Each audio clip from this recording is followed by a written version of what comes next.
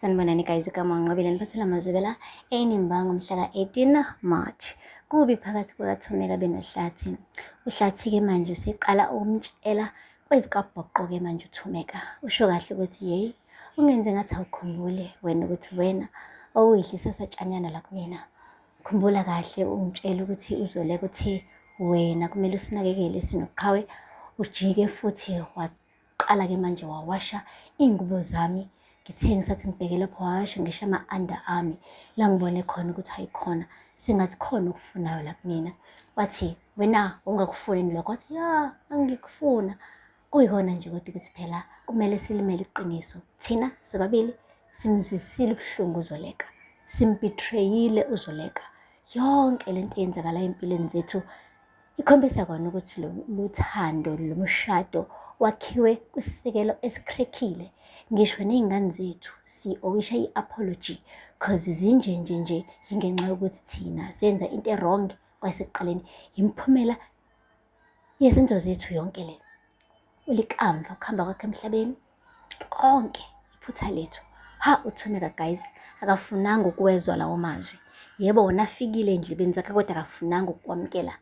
Washo uHlathi wathi ngesikhathi sokuthi-ke manje sivume ukuthi sona Thumeka bese siyalungisa la sone khona. Hayibo guys, uThumeka-ke umane wahamba waya-ke kumngani wakhe uThandeka, unkosikazi kaThulani, eyosho phela ukuthi nayi ingulube emnonela bo enguHlathi ithi yonke lento eyenzakala empilweni yakhe kuyiphutha lakhe yena uThumeka. Hayi guys, uThandeka wamane wamlahla uThumeka wathi hayi impela mngani wami umngani wami, kodwa ngiyavumelana naye uHlathi. uHlathi uqinisile, uHlathi uthethe inyani. uHlathi uyabona nje wena ngangikuthuli ngikubuka laphaya ubhushuzele emzini kadadewenu. Kubonakala nje ukuthi uyamfuna uHlathi. Ngibona ukuthi wrong leyo nto kodwa ngithi angeke ngivale umlomo wami ngikuthathe njengodadewethu ngase ngakwamukela. Kodwa lento enayenzayo ninoHlathi engalunganga dadewethu. Uthethe inyani uHlathi. Guys, wacasuka kakhulu-ke guys, kakhulu uThumeka esezona nanomunye umuntu eshinto efanayo. Wakhetha ukuhamba wathi sisi noma ungahamba ngisho ngaqumba kodwa inyani wena kumele nilungise lento le, nilungise from the root part lenu ninoHlathi cause vele kwazomele vele igcine yenzakalile yonke lento le. Umshado lo bungeke ube mnandi ngoba vele nawuntshontsha. Hayi-ke guys, uhambile-ke wabuyela endlini uThumeka engacasukile kanje. Uthe mefika khona wakhipha inyama efrijini wathi isuyanga, wathi bendithe khupha le nyama efrijini many hours ago. Wathi uyanga, hayi chini mama, awuzange ngixelele mina uba kumele ngikhiphe inyama, futhi kungani kumele ikhitshwe yimini inyama? Mina ngiphuma esikolweni, wena ohlala apha bungayikhiphi ingane wena. Uthe sathi ubabaza lokho kwabe ngena uHlathi wathi kungani ungamlalela unyoko? Yintoni uthetha ngalolu hlobo nomama wakho wena mntwana? Hayi, hamba uye ekamereni lakho njengamanje uyeke ukuthetha noThumeka ngalolu hlobo. Hayi-ke guys, wahamba uyanga. Uthe sihambile uyanga uThumeka wathi bendingacelanga ukuba undilekelele ekukhuliseni umntana wami.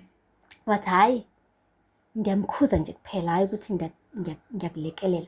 Wathi hayi, nalokho nje ngiyakwazi ukuzikhuzela. Kubonakala ukuthi ugirl unenkinga. Wathi uyazi ngidiniwe, kusho uHlathi, ngidiniwe ndifuna ukulala, umsindo wala endlini hayi uyandidina. Wathi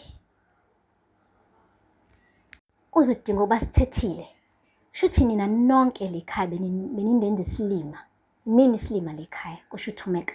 Wathi wena Hlathi, uThandeka, uThulani, nonke nibhizi niyangibona ukuthi ndenza into wrong. Kungani ningangixelelanga early ukuthi lento engiyenza yi-wrong? Kungani kuze kumele kwenzeke yonke lento eyenzakalayo ndize ngilahlekelwe nawo unyana wami mande ningixelele uba ndenza into wrong? Hayibo guys, come on. Kanti ungakanani uThumeka yena ubengaboni ukuthi u-wrong ngokuthi antshontshe umyeni wadadewabo? But anyway, useblame-ke wonke umuntu-ke manje wakamabandla.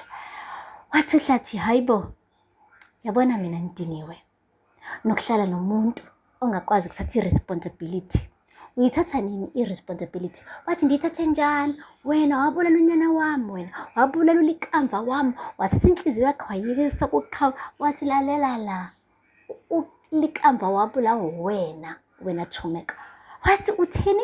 Wathi ewe, usukhohliwe yini ukuthi uliqamba before engene emotweni ezebaleka lekhaya ehambe ebusuku kwakukuthi wena ungafuni ukwamukela uzethu njenge-girlfriend yakhe, wena wamdrive ekutheni agcine esingena kuleya accident, ukube wamvumela ukuthi athandane nozethu wayengekasuke ngisho ukusuka lekhaya. Iphutha lakho leli, wena wabulela uliqamba.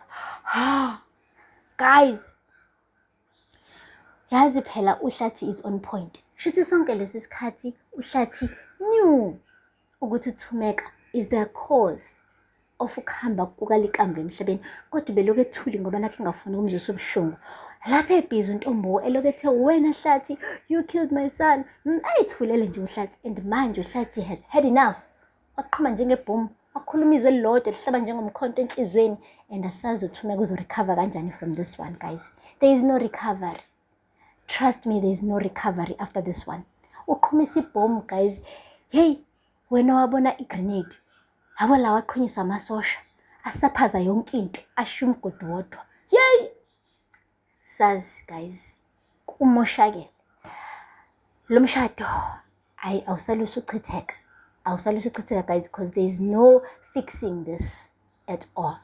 Aphela lapho amazwibela namhlanje, ngingakhohlwa ukusubscribe and like and comment. Until next time, bye. Sanibonani guys, igama ngiNgqobile Mphathela amazwibela eNimbanga mhla ka-18 March. Kubi phakathi kukaThumeka benoHlathi. uHlathi-ke manje useqala ukumtshela kwezikabhoqo-ke manje uThumeka. Usho kahle ukuthi yeyi, ungenze ngathi awukhumbule wena ukuthi wena okuyihlisa satshanyana la kumina. Khumbula kahle ungitshela ukuthi uzoleka uthi wena kumele usinakekele sinoqhawe, ujike futhi waqala-ke manje wawasha iy'ngubo